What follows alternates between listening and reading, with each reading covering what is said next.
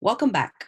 While the pandemic has increased financial pressures on museums and cultural organizations, our local arts and cultural organizations are making a comeback by reopening their doors. They now need our support to continue providing art programming and serving our communities.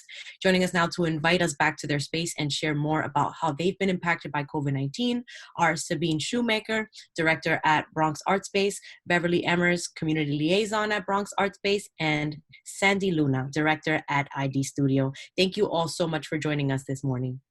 Thank you. Thank you for having us. Of course. First, just to start off, can we learn about Bronx Art Space first and then ID Studio and your missions, respectively? Okay, sure, thank you. Bronx Art Space exists since 10 years. It is a nonprofit gallery that promotes underrepresented artists and curators. And in addition, we are hosting community events like book reading groups, like open mics, but also a Three Kings event every year in January. It's really a big portfolio of activities that are happening in addition to art exhibitions in Bronx Art Space. And for ID Studio?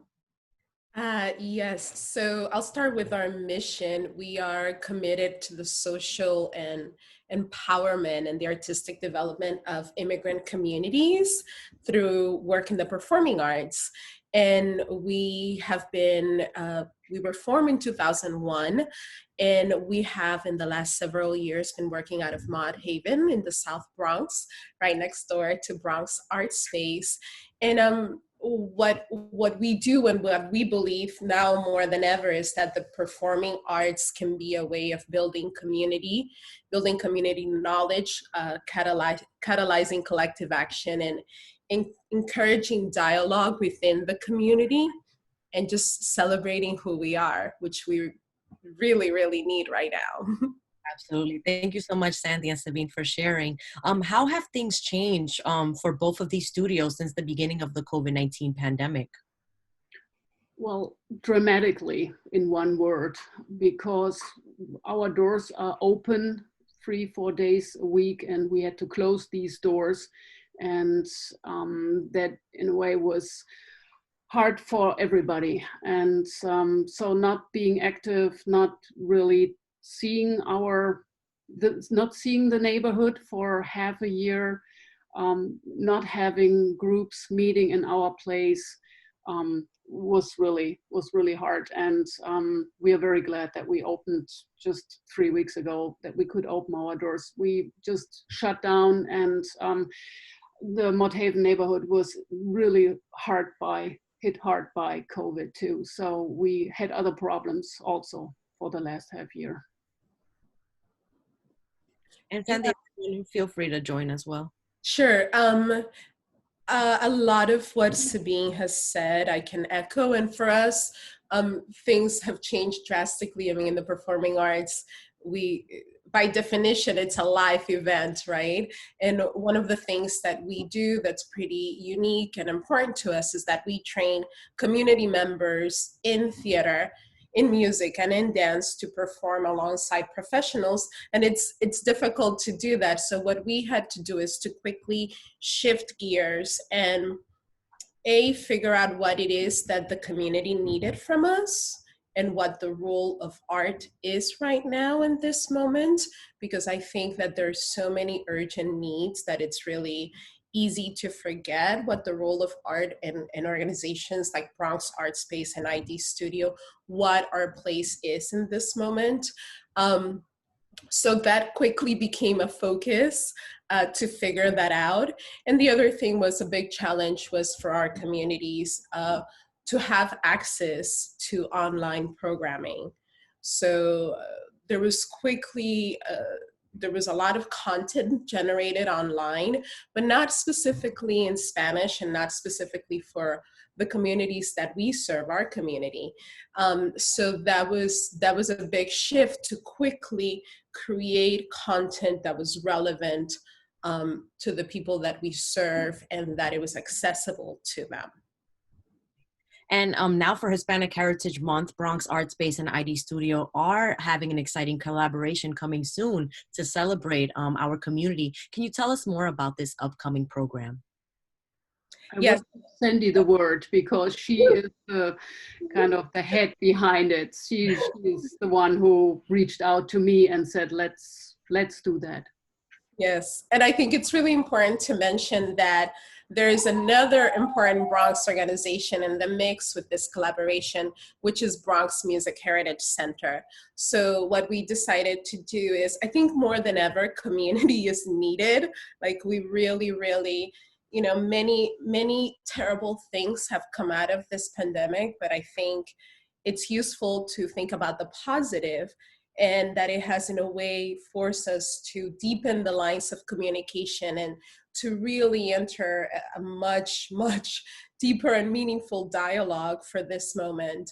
And so I think one of the things we're gonna see is people working together more than ever. And so this collaboration came about in that way, out of that need.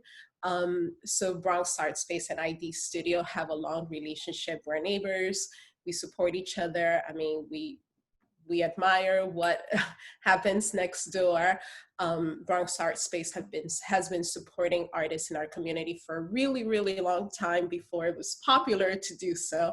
And so we came up with this idea with Bronx Music Heritage Center to take content, existing content, and that celebrates our community, our Latinx heritage, and to use that as a way to have weekly events during this month of celebration.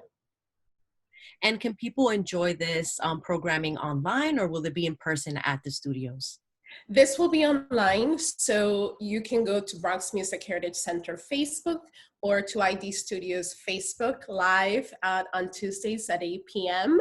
And you will see some of the images from the visual artworks. And then we have a series called Cumbia for All that celebrates and asks us to remember where we come from.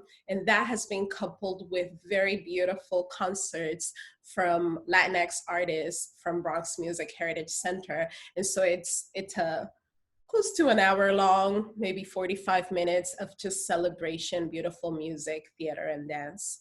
I love it. Coupled with some visual artworks. I love it. Thank you so much for sharing, Sandie, and for our viewers to enjoy, you know, this beautiful celebration of our community and our culture as well here in the Bronx.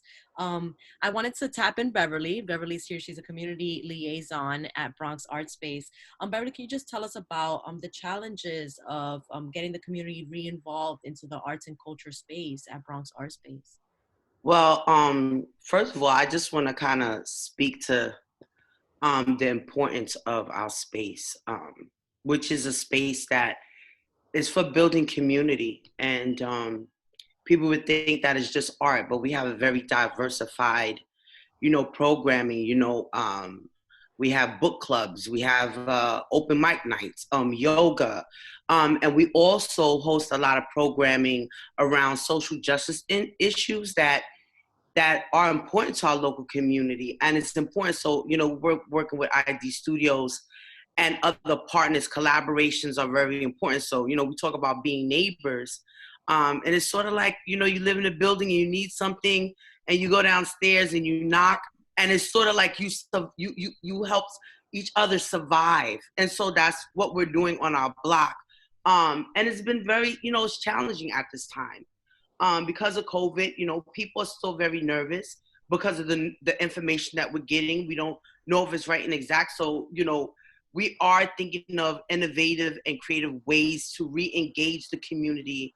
And it's going to take some time. And then also probably one of the challenges, but thanks to, you know, ID Studios, we're doing this collaboration, is, you know, helping us go online. You know what I'm saying? So, yeah, we could definitely like use some support in that area, but we're going to engage the community, because I walk around. That's what I do. I walk around and just kind of letting people know that we're there, because art is so important to our community because of the impact it has, right? Because of public health benefits. It's not just engaging; it really makes our community healthier. And you know, we've been challenged with that. So it's just way more. It's just like changing. So yeah. Thank you so much, Beverly, for sharing that. So Yes. you have a current exhibition, How to Dance, on view at the Bronx Art Space, and that's available until October 31st. Can you tell us more about this exhibition? Yeah, we have opened that exhibition 3 weeks ago. It's a curator who formerly worked for the Hirshhorn in Washington. We are very glad that that we have this contact and she wanted to bring that show. It's also due to COVID only videos. That is something that we don't do we don't do very often actually. And so we have the theme of dance, and the show explores dance as fun, as awkward, as imperfect, a joyful way of moving, and while it's completely spontaneous, and sometimes you see also this Russian ballet ensemble dancing, so it's very disciplined, and on the other hand, it's totally free. I think people have to see the show. It's pretty hard to describe. And for me, it was important to also to have, again, two artists who come from the Bronx.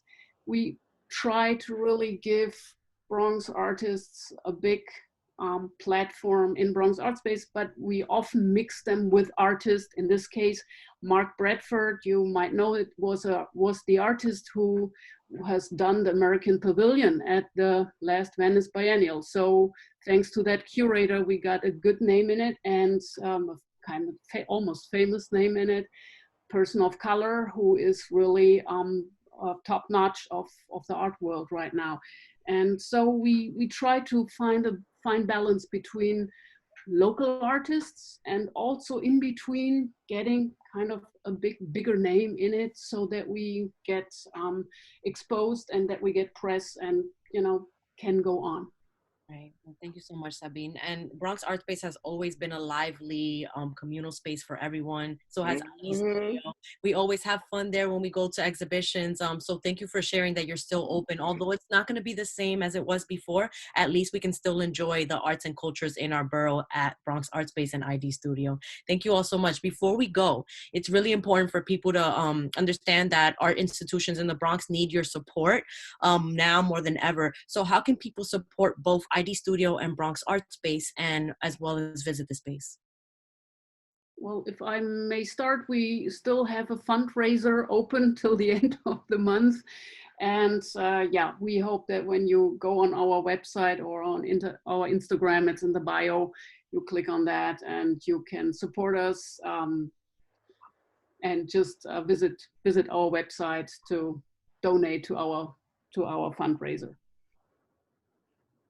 And yes, please do that right now. Don't leave it for later. And for us, I think something that's really important right now is that people become familiar with what we have to offer. Right now, we are actually opening the virtual doors of our community building theater workshop, which is exactly what it sounds like. Community members come together to work on theater pieces, to create art together. And there's no previous training needed. You're working alongside professionals. And so I'd love to hear from some of the viewers that would like to join this. You can email us at info@idstudiotheater.org. And we'd love to hear from you. We would love for people to tune in, to give us some feedback, to really enter the conversation around what it is that our community needs right now and what it is that the arts can do to fulfill that goal and that desire. Because I think it's really, really important, and it's easy to forget that it's really integral to this moment that we don't forget the arts.